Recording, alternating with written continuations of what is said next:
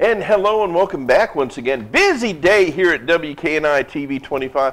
And I'll tell you why we're doing all this kind of back-to-back today is we got snow coming. And I don't know how it's going to be for people getting in here tomorrow and the next day. And there's people canceling appointments all over the place right now for yesterday or for tomorrow and Wednesday, not knowing if it's going to be just snow, ice, it's gonna be whatever. Cold. It's going to be cold. But, man, I'll tell you, there's nothing more will warm up a room than a friend coming into it, and a longtime friend. And we're proud to have him in, Chris Byrd. Chris, welcome to WKNI Studios. Thank you for having me. And thank you for taking our invitation to come in. Man, I'll tell you, running for public office is probably one of the most strenuous things a person can do in their lifetime. And Teresa and I both have been there. We've both done it, succeeded and failed. And, we know both ends of it. But, it's just tough on you. And all a person doing is running for office is trying to help the community that they live in. I've never met anybody that was devious to run for office. I mean, they want to serve the community. They feel that they can do a little better than the other person, or they've got new ideas and stuff. We'll talk about that momentarily. But the reason I'm going here with that is I want to thank you for being there to run for office. Nowadays, I don't know why some people run, because the media's tough on them. You have no personal life. Okay, anything you do or have done in the past or will do in the future, in their minds, is going to be thrown out there. And the race that you're running for is sheriff. Correct. And you're running against incumbent Dennis Meeks, who's been there two terms now. And I don't know if there's anybody else running. I think we got to the 7th for that to finish out. But here you go. You're putting yourself out there, and I thank you for that, because it gives everybody an opportunity for a choice. And whether people agree with you or don't agree with you, it's a choice, and that's what I like seeing in the American system. That's right. So, but thanks again. I'll hush now. And Chris Byrd. Chris, you've been in law enforcement for a long time. Ever since I've known you. Right, since 1997. 97, and I met you as a deputy, I believe it was, out on the streets, or? I believe when we first met, it may have been Drug task force? Gant. Gant, that's right. That was during some times of some rough political issues that were going on down there. Oh, well, you don't want to bring that up. Wow, yeah, and it got uglier and uglier and got nasty, but again, like I was just telling Mike Jones a few moments ago, that's cleared up, over in Gant, and there is some great, gotta love live TV, but it's Monday. We've had gremlins running around all morning, but law enforcement is a changing process, okay? It's not the way it was back when I first met you in Gant. It's not the way it was 20 years ago. Times are changing. Technology has certainly changed, and you've been a part of that. You've gone through different factions in law enforcement here. Would you please give us some information on that? Well, without technology, you wouldn't be able to do an efficient job these days.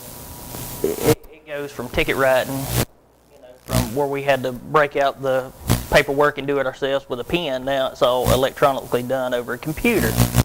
The way that reporting is done is all over the computer now. We used to have to send it in through the mail, which is less time consuming on being able to do a computer based. Here, let's do this. How's that? We okay now? Okay. Gremlins. We just had batteries die in the last segment, so we're back again. But technology has changed, and today a person has to be aware of what's available and how it's coming. You bring to the table how many years of law enforcement experience? Since '97 is when I got involved in law enforcement. So you're looking at what, that'll be 17 years? 16, 17 years, yeah. Okay, and I remember you in the Sheriff's Department. I remember you also in Drug Task Force. That's where me and you met a lot of times, unfortunately. During the time Covington County was held out to be one of the #1 counties in America, I think, at one point, or at least in Alabama. It was high on the list, but Yeah. you know, that had to do with the officers that was out there. We was working hard. We were getting meth labs off the street. Our numbers were up. In other counties, the numbers were down, but I'm not going to say that we had the most meth labs in the county. We were just working hard to get rid of them. Well, you know, if you go out hunting and doing your job, you're going to do your job. And that's exactly what happened. Right. And, you know, there's millions of dollars of meth taken off the streets. Well, the Drug Task Force as a whole, I'm not holding you out as, you know, the only person on that, but there's many people involved in the Drug Task Force. But that agency brought out a lot, and you got to see technology and things come along. I'm staying on technology because that's where we're headed today is in the future is technology. Right. And the Drug Task Force today is certainly not the way it was back when you started out in it as far as technology and how they do investigations. And it's probably changed a lot since 2011 is when I left the task force. So, you know, in just that short amount of time, they probably got technology out there now that I'm not even aware of and never used in my life. So you can see how technology it plays a big part in today's society where everybody, that's what you got to have. All right, let's go and we talk about technology. It takes knowledge and stuff to cover that kind of thing. What have you been involved in since '97, training-wise, and you know, keeping in communication with things and being involved with that brings you to where you want to be as sheriff? You know, over the years, I've took, you know, numerous classes. I've got a book with certifications, you know, that I could break out, but it would bore everybody. But basically, hands-on experience is the way you learn these days, and that's the way we learned. You know, when we got a new piece of equipment in, or we had to learn to work this, we done it on our own. And to me, that's the best way is to get hands-on experience with something. Well, and again, the hands-on experience versus technology, you have to know how to hand it. I'm not focusing on technology, but things change. Right. Okay, and that's where I'm going with the entire set here. People have run for sheriff in the past, and I'm not comparing anybody to anybody, but they've run up against experience and what they've done in the past as the markers for people to listen to. And that's kind of where I know you say you've got the experience, but you were on the drug task. I'm trying to get you to say it instead of me. Okay. Well, in 1997, you know, I started out as reserve with Gant Police Department, went full-time in 1999. In 2000, I decided to go with the sheriff's office. When Anthony Clark was sheriff at that time, he hired me, and I stayed there for 10.5 years. Well, during the time of me working there, I was a road deputy. Good experience as a road deputy. I love being a road deputy. Worked K-9, and also was a sergeant. I was a supervisor at some time until I was assigned to the Drug Task Force. At the Drug Task Force was probably the best knowledge that I'd got. It started going fast forward then. You know, we was dealing with all kind of different charges, from possession of marijuana to, you know, intimidating a witness. Whatever come up, we worked it. That kind of got me a little bit more experience in the court system, being able to deal with the district attorney's office, and it helped a whole lot during my career. Also, while I was at the Drug Task Force, I ended up taking a part-time position back in Gant as Chief of Police. And when I went in as Chief of Police in 2007, I believe, I walked into a department that had 2 broke-down vehicles and no equipment to work with.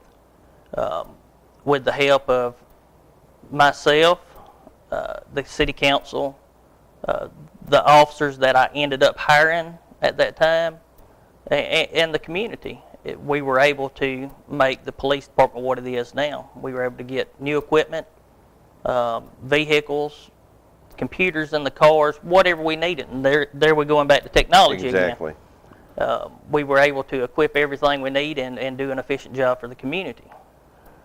Well, Chris, that's kind of where I wanted to take this, Right. is your experience and background. You have supervisory experience. Correct. You have been on the road for a number of years. You've dealt with narcotics and drugs, which is a big problem in our community. I'm not going to say more so than elsewhere, but we're starting to see it happening again. When I say again, meth labs are getting more prominent Right. now. But again, I think it's the way it's being worked. And that's just my opinion. I may be totally wrong, but I see, more activity in the drug task force once again. And but you bring to the table that experience. All right, now in law enforcement, which has been a key issue in this community, is how we get along with other law enforcement. And we just went through that here locally in Andalusia. We've got a new police chief now, Paul Hudson, as interim, as well as Paul. Paul Dean. I know, but I just can't believe I stumbled on his name. Paul, I love you, man. But Paul Dean, and both of them have drug task force backgrounds as well. That's correct. And they number of years. And so, what do you see as getting along with the others in the neighborhood, let's say? Well, the two guys that you just named were part of the task force when I worked out there. Of course, Paul was the commander at the time, and Paul Hudson was out there also. But as far as I see working with public service agencies around, I'm all for it. If we're not able to work together, then nothing's going to ever get done. That's the way I look at it. So yes, we're going to take an approach to making it better and being able to work with these agencies. Well, if you focus, see, what I'm seeing is that happens is somebody don't like somebody, okay? They separate each other, and that person don't like that person, and it becomes what I call a quagmire, okay? I'm going to ask you point blank. If you don't get, let's just say, out of the blue, you don't get along with ex-chief over here in one of the cities. Mm-hmm. You don't like him, you don't care about him, don't care about his policies. What can we expect from you as sheriff, okay, even though you don't like that individual, okay, what can we expect from you to deal with it? Well, what we do with our job and our personal relationships, totally different. When it comes to the table, we're able, we need to put our minds together and work together to accomplish the goal that we set out. If we have problems, we can handle that behind closed doors and discuss that. But when it comes time to work with other agencies, we're going to do it. All right, so we're not going to get involved in anything that's going to affect law enforcement in the community as a whole. As far as? Because you don't like somebody. No, we're not going to let it affect the community at all. That's just like you were naming Paul as being chief over there. When me and him put our minds together, we'll be able to accomplish something. Well, see, that to me, that's a big thing that happened in this community. We had a chief that was over here that one time would be considered controversial, and there was different agencies around the county that just didn't, want to work together and things like that. And it works its way down, it filters its way down into the men and women on that department. And I wanted to be straight up with you and ask you, something like that were to happen again, which I hope it don't. Okay, I doubt seriously with the current administration that we have that would happen with you, because you got a good working relationship with them. But working with the DA, working with the city of Opp, working with the city of Florella, working with Red Level, River Falls, and all the other agencies. I know I'm leaving some out, Andalusia, but it's important to have that kind of relationship. And no matter what it is on the other side between you and the other individual, and that's what I wanted to get to, because this really was a bad situation. Right, I agree. And, over the years, we all have our disagreements with somebody, but we've always been able to step up and come to the table and make decisions that was best for our citizens. And we were able to accomplish many things that we set out to do, and it was done.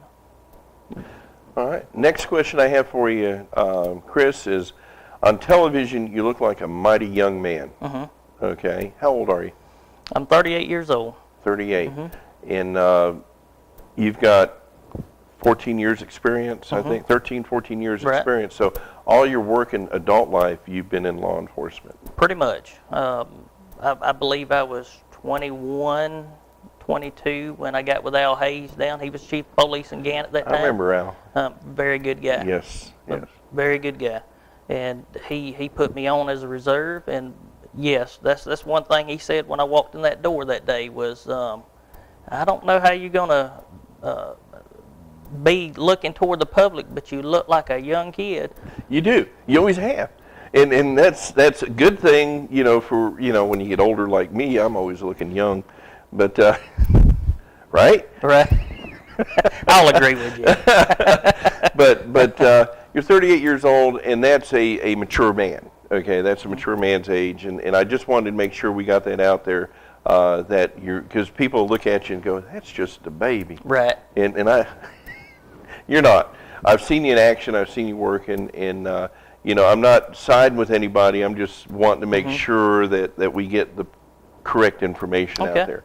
All right, now you've been in law enforcement. You left in 2011 from the Drug Task Force, which would have meant that you resigned from the current sheriff, Mm-hmm. Dennis Meeks, as a deputy with the sheriff's department, and then you began your own business. And you've got your own business going on now, I believe, in Butler County. Right. And some people seem to think that that's a bad thing, okay?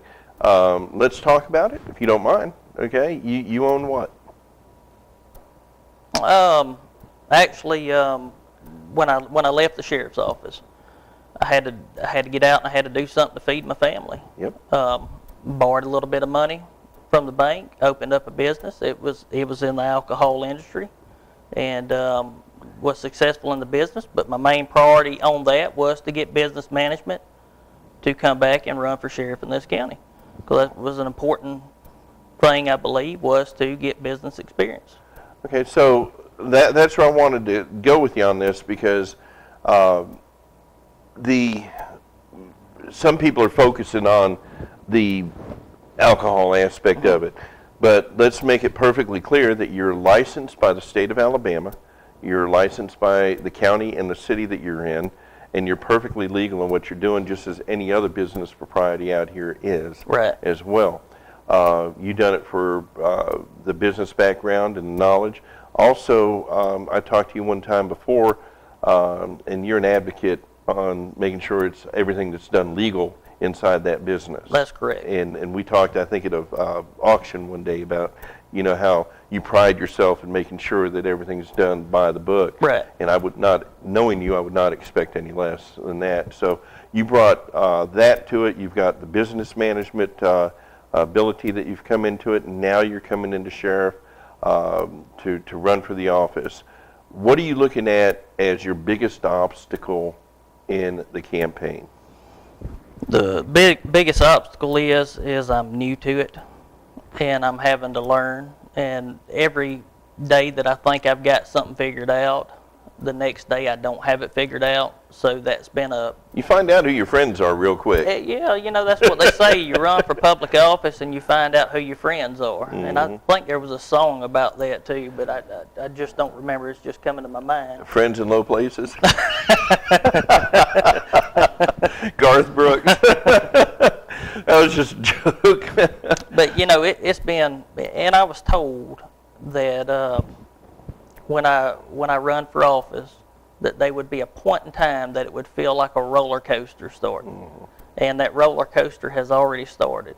Well, you'll find out, and this is from our experience from running for office in the past, you'll find out that, I'm going to vote for you. Okay? And if everybody voted for you that said they're going to vote for you, okay, I'd be in office today. But you know, they're going to satisfy you. They're going to be out there and you know, just ear sugar is ear candy. We have eye candy. It's ear candy for you. So be aware of that. And one thing I'll tell you as a former candidate for office is keep your heart into it. Okay, the reason you're actually running for office, and I know that, you know, and I'm not saying you're any better than Dennis or any worse than Dennis. I'm just saying that, you know, I know your heart, and I know Dennis's heart also, and you've got a compassion too that wants to be there, and that when you combine that kind of compassion running for office, that's probably the biggest bridge to cross is your opponent's heart, and he's got the heart and desire to do what he's doing as well. Right. And so that to me is my biggest, but if I ran for office again, not happening. The heart is what I'd be looking at, because that happens. Now, I'm going to throw a curve at you like I did with Mike a little while ago. I know several candidates that ran for sheriff, okay, and I don't know if it has anything to do with it, but 2 are in jail. It just seems like, you know, they run for public office, and next thing you know, we don't have anything like that to worry about with you, do you? With me, you can dig as far back as you want to, and you're not going to find anything on me. Because you know, that surprised me, and you know what I'm talking about. Right. And you know, when people get out there and they go vote or support a candidate and they lose, well, it's a bad thing. But my goodness, it's even worse when they end up going to prison. Right. Over it. And so I just wanted to ask that you make sure that we're not going to have a problem. No, not with me. We're I not know going to have that better, problem. but I wanted to make sure that the people viewing know that, because their trust. Right. There's a lot of trust put in by the public with you. What changes, if any, do you think that's on your list to? Well, let's go through the whole list. How are you going to get along with the men and women on the department? I believe that's going to be a good transition right there. I believe, you know, I've said from the beginning how everybody always worries about, you know, a new sheriff coming in and they're going to fire everybody. Right. You worked there at one point in time. Right. You understand how that goes, and I believe you may have worked through an election at one time. Yeah. But no, my plans are to go in there, and I've got my plan in place, my goals set, and that's what we're going to stick to. All right.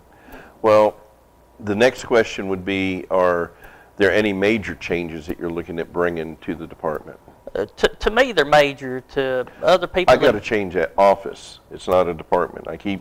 I'm the one that does that all the time. It's an elected office. Right. Some people might think they're big changes. Me personally, I do. I think it's very important, some of the changes that I do want to make.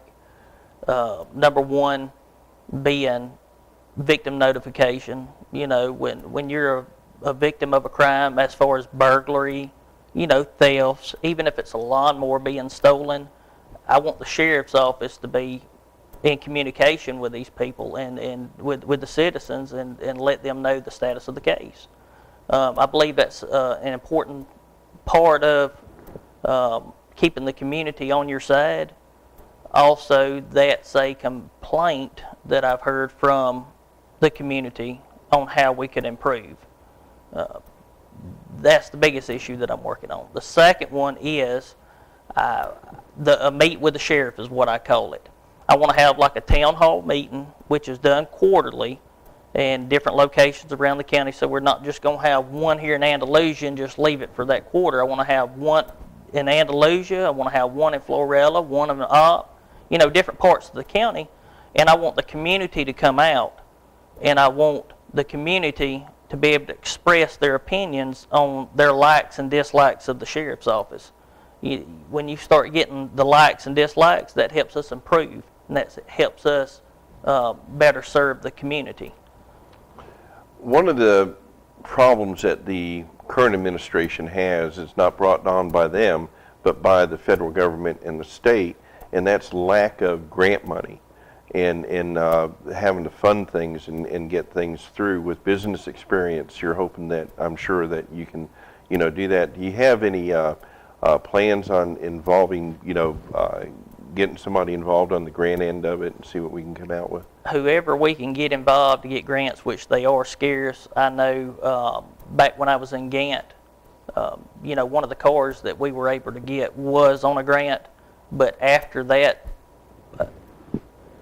year, I believe it was 2009 is when we got that new car. It just seemed like the grants just went scarce for a while because, the federal government was in a bind with money. And I hate to say that, but... Right. Well, that it's going to be a tight budget that you're going to walk into should you succeed in winning the office. And there's, again, the idea of what you want to come in with, and it always changes. I know people that have run for office, even Mike Jones will tell you, he had some of these ideas when he went into office, and it's just not going to happen because of the feasibility or things like that as you get in. Now, the thing that stands out over at that sheriff's department today, and I have to say this, and I, the investigations over there have been very, very active and very good. Teddy Ray Motley is my little buddy over there, and they're doing a great job in investigations. Preston, that you don't hear nothing about that jail like you used to. And what are your intentions on investigations and running the jail? Usually the jail is the Achilles heel for a sheriff, a sitting sheriff, because the money's not there and things are going on. But let's just take the investigative division first, and then I want to go into the jail because that's going to be a little bit different as well. But we have, I believe, 5 investigators now over there, if I'm correct. 4? Mm-hmm. Okay. Oh, that's right, because one went to Drug Task Force now. What do you see as any improvements or status quo? Hey, them guys, I've known them for a long time. They do a good job. I just believe that, they wear too many hats on a daily basis. They're overloaded with the different things that they have to do. And I believe that if we can take some of those hats away from them, put them to where they do best on investigating, delegate the extra duties to someone else, they would be more efficient in their job than what they have been, which has been great. Right. Oh, I no question about the investigations and what I just told you as far as the jail, but a lot of departments, offices, and when it comes to sheriff, I'm from Florida, you know that. The investigations does delegate a lot of authority over to patrol officers, like you were a patrol deputy, right? And some of the things to go out and do I don't want to use the word menial, but some of the time-consuming aspects of an investigation, like going out and doing certain things and so on. But these investigators here, they have their hands full because I'll tell you, I've seen them this deep in an investigation, and a lot of it's them because it's their passion to get the investigation done. But then again, you're looking at expanding out as well. Is that kind of what you're talking about? That's correct. Okay. All right. Now let's go over to the jail. Okay. All right. The jail. Well, that's kind of where people know me from, and either good or bad. We had some serious situations back there in another reign of sheriff when Anthony Clark was there. We had some issues. I know you think the world of Anthony, and I do too. Anthony's a great man, but there are some problems at that jail that became highlighted through escapes and murders, and there's been appears and overcrowdedness, okay, as well. There appears to have been a muzzle put on the escapes. I think we had Sheriff Meeks on here in Preston one time, and they said, well, keep the doors locked. You don't have people walking out. Do you see where you're going to continue that safety net around that jail? Yeah, there's been some hiccups along the way, even with this administration, but I believe they've been able to fix problems and actually keep the doors locked on it. The thing that I want to do with the jail, which is a very important major issue with the sheriff's office and the sheriff. It weighs a lot on his mind. is to just make sure that policies and procedures are followed to the, like they're written down. Make sure, one thing I want to do is go in and make sure that all the jailers have been to school and are certified jailers.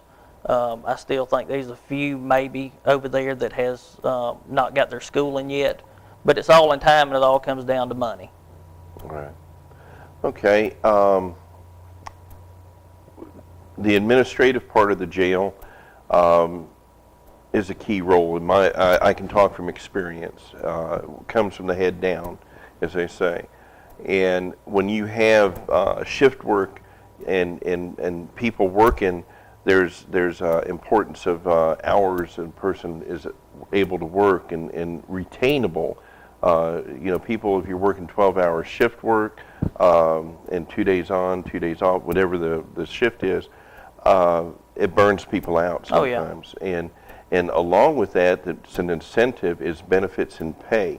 Do you see anything happening with the shifts over there, benefits and pay or anything like that? That's something that, when I actually sit down and look at the paperwork, I'll figure out then. My main concern is right now is making it better for the employees. I want to boost morale, and I want to see professional growth in the jail as far as the sheriff's office and the staff that's in the sheriff's office. So yes, that is something we'll definitely sit down and look at. I know here a while back,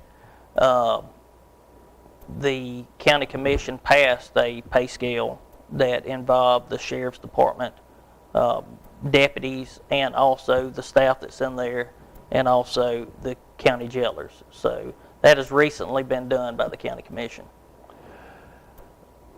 The county commission has a lot to do with the department. There I go again, with the office and the jail. I Right. mean, they have a lot of say over that because they control a lot of the purse strings on it. One of the big changes that have been at the jail have been the medical care for the inmates. These inmates, we talk about employees, we want the safety of the employees as well as the safety and well-being of the inmates over there, because that's their primary job, Right. is to make sure that those inmates are taken care of as best as they can. There's been a new procedure done over there with a private health care that's taking care of the inmates over there. Do you see any changes in that? If it's working, I don't see any changes. Like I said, that's something when I get in the office, we're going to look at everything at that time, and if changes need to be made, changes will be done.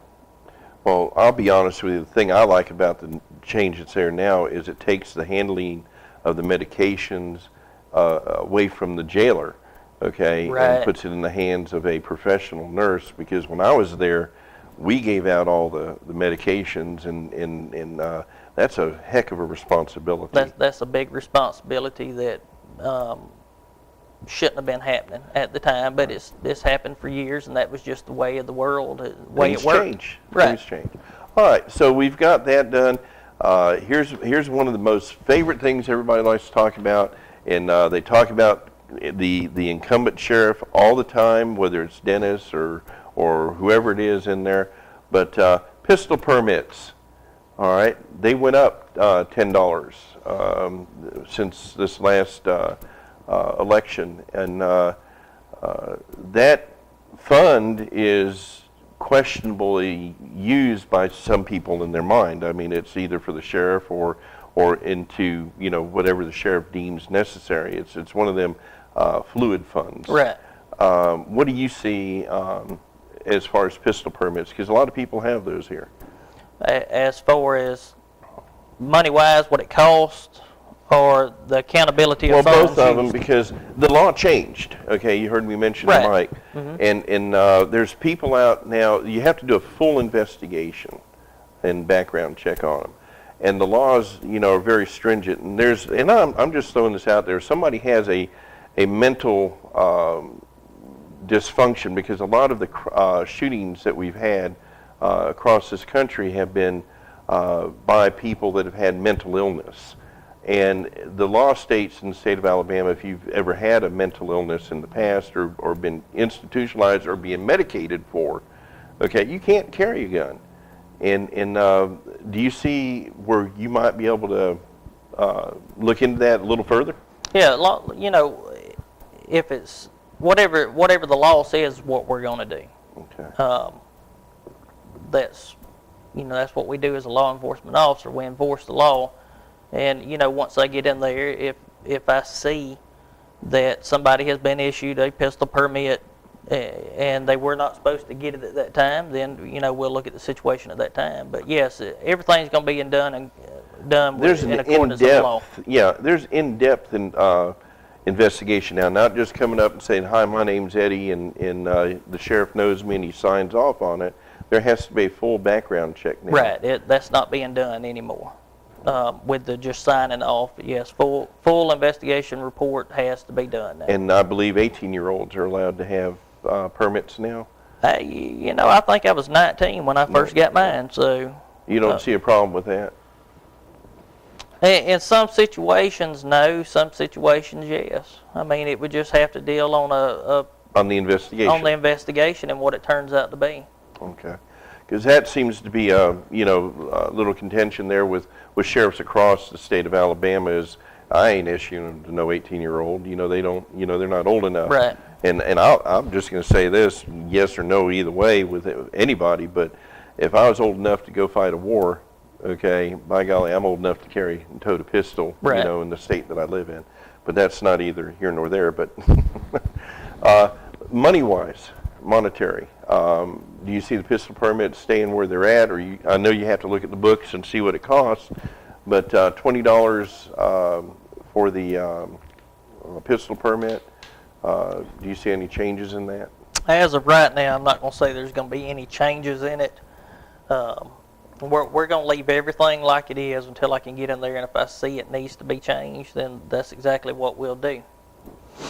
All right. But I will say this, one of the goals that I want to put out there for the community is accountability of all funds. If anybody, if I'm elected into office, I get into office, and anybody wants to know where that money is being spent out of the pistol permit fund, I'll be glad to show them. Me being sheriff, I'll be glad to sit down in my office and show them where that money's being spent. That way there's no question and there's no rumors that flies out here that, it's being used for something else. Coffee shops are loaded with all sorts of rumors and speculation on that. Well, anything I do will be public. I'm not going to hide anything. Right. Well, I'm not going to pick on Sheriff Meeks, but I've heard some, outrageous rumors out there what's done with that and I have money. also. And I can assure you that, and you know this, it's all been legal as far as I know, but there have been no trips to Europe or no, I know big, that happened. Big boats bought and things like that. Right. With it. His explanation to me every time I've asked him about it, it's been utilized for the officers in the department, whether it's equipment or other things. But you're going to show accountability for it. That is correct. A piece of paper saying this is what we do with it. That's correct. Okay. Absolutely. All right. I guess what we'll do now is I'll give you a few moments to share with our viewers what you want to do. I mean, I can sit here and ask you all the questions, and I hopefully have asked some pertinent questions to the office that you're seeking. But there's something always there for the candidate to get out there, and here's your time to share with our viewers why you want to run for sheriff and what changes go along with that. Well, and I'm not knocking politicians by saying this, but I had a family member here a while back that said what you should put on your campaign signs is "I promise not to make a promise." And I just wrote it off at that time, but when I got home and got to thinking about it, I said, well, that kind of makes sense that, some politicians, I'm not going to say all of them, some politicians sit out there and they say, I promise to do this and I promise to do that. That's not what I'm going to do. I'm going to tell you what I will do and what I'm going to try to do. And that's number one, the victims. I want better communication with the victims and the sheriff's office. Number two is I want those town hall meetings where the community can come out. And riding down the road, you see it every single day of how littered up our county is. That's a big issue for me. So if it takes utilizing more inmate labor to get out here on the sides of these roads and clean these roads up to make it a better looking place, when people, because you know this is the main thoroughfare right here to get to Florida. A lot of people are seeing, and the first thing that they're going to think in their mind is this is a trashy roadway. Well, that's what we want to try to do, is get it picked up and get it cleaned up. How we're going to do that, I'm still in the working stages of trying to figure out a plan for that, but it will be done. Accountability on all funds, what we talked about here just a few minutes ago. Most definitely anything that our sheriff's office does, I want to be with the community. I want to make it available for the community. If they want to come in and they want to sit down and talk to me, I'll show them where money's going. Anything that we're doing at the time. I want employee morale is a big part of it, because if you've got a happy family over there, you've got better support for the community. And that's what I want to do, is keep the employees happy to an extent that they're doing what they're supposed to be doing out there, which we got some good deputies, very good deputies. I didn't mean to leave them out, but we've got a great department. Oh, yeah. Office Department is the same thing. I've wrote it 2 different ways. You'll hear me say both.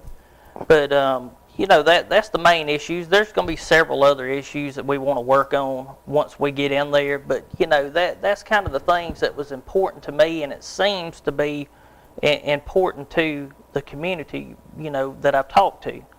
That's the things that they want to see change. So that's exactly what I'm going to do. Chris, no sheriff in this county that I've been told anyway has ever made it to the 3rd term. And that's something that Sheriff Meeks is looking at. I can remember, the last election, he went to the very last day without having any opposition, and he was going to be the first sheriff that had no opposition going in, and that was upset, by the gentleman filing his papers at 5 o'clock on the last day. Correct. You have filed your paperwork on the very first day of qualifying. That's correct. You've also entered in the same party as the sheriff is, which is the Republican Party. That's correct. He used to be a Democrat when he ran on the other 2 races, I believe. And do you see that as being used by you in any way, shape, or form, that he had been, you've been a Republican that I'm aware of. We talked about this years back. But him coming from the Democratic Party over to the Republican Party? Am I going to use it? How are you asking me? Am I going to use it? Well, as his background. You talking about as a negative or against him as Democratic? Bringing it out, other than here that we just did. No, not really. To me, if I had it to do, from the beginning, if I voted for a candidate, it was pretty much who I thought could do the best job, right. To be honest with you. I am a Republican at heart, and but no, I don't think that's going to be an issue, and it's definitely not going to be an issue with me. Okay. And the other thing is that this race will be over when? It'll be in June. In June. 1st of June. So, as long as nobody else, participates on the Democratic side, this race will be over in June. That's correct. And I saw that when I was down in Florella with you, that you said it's a done deal. We get it done. No, nothing. It's done in June. Right. And that there's nothing hidden in the back scenes with you running for office. People have said that you had thought about doing it in past years, and now you're stepping up to the plate. Have you heard of any other candidates that might be possible out there? I've heard of a couple more, but they have said that they're not going to do it at this time. So it sounds like to me, for right now, it's me and Dennis. Democrats don't want to run for some reason. I don't know why. Neither here nor there. But we really hope you're the best. Wish you well. And we're going to have, we call them debates. They're open discussions with the Right. candidates. We'd like to invite you back here. We'll probably do it sometime in May. And I know there's other, clubs and things that'll be putting them off, but we'll be doing it here at the studios. And hopefully you and Dennis can sit down and take questions in. We're going to do live phone calls, screened live phone calls, so nobody can, you know what I'm saying. Oh, hide behind their phone. There you go. We will definitely make sure you can't hide behind the Yeah, phone. I'm definitely here. You can count me in on that. And I'm sure, Dennis will be here. He's already, said he would. And we look forward to a very clean, I don't think either candidate's, going to muddy up orders. I really don't. Because you're both good quality men, okay? And I'll say that here. And it's really hard to see, two friends of mine running against, each other in office, but at the same time, I'm proud of you because both of you are giving us an opportunity in the voters out there, and that's where I stand. I'm looking for the community as a community television station to have choice. Right. And you're given that opportunity. So thank you very much for coming on. We look forward to seeing you again in the future. We'll have you back on. We're going to give candidates open, forums here as often as time permits. Okay. And I got to say this before we close out. This is not a paid political ad. This is a interview that's done for news media purposes to keep our community informed with a candidate here on the set. So I want to make sure that disclosure's in there that Chris Byrd or his campaign has paid absolutely nothing for this interview. And with that being said, Mr. Byrd, God bless you and good luck to you. I appreciate it. Thank you for coming on. Thank you. You're going to be all right, man. You're a good young man. Thank you. Appreciate it. Folks, remember, keep it real, keep God in it. We love you all. God bless you. Have a wonderful day.